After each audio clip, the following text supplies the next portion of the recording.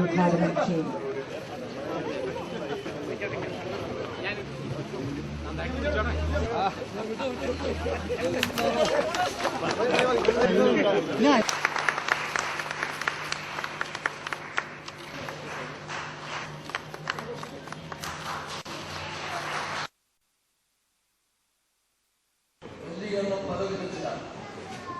അതിനെ അതിജീവിക്കാൻ സാധിച്ചാൽ മാത്രമേ നമുക്ക് സ്വസ്ഥമായ നിലയിൽ ശുദ്ധമായ നിലയിൽ നമുക്ക് മുന്നോട്ട് പോകാൻ സാധിക്കും.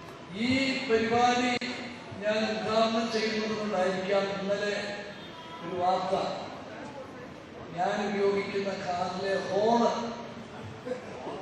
ശബ്ദ മലിനീകരണത്തിന് ഏറ്റവും അധികം പ്രേരകമാകുന്നു എന്നുള്ളത്. എന്നോടൊപ്പം ട്രാൻസ്പോർട്ട് വകുപ്പ് മന്ത്രിയുണ്ടായിരുന്നു. ഞാൻ അദ്ദേഹത്തോട് ചോദിച്ചു എന്താ സ്ഥിതി. അദ്ദേഹം പറഞ്ഞു ഈ പറഞ്ഞത് ശരിയാണ് എന്നുള്ളത്.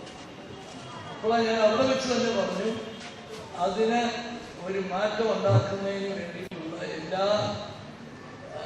നിർദ്ദേശങ്ങളുമായിട്ട് വേണം ഇന്നത്തെ ക്യാബിനറ്റ് വരാൻ.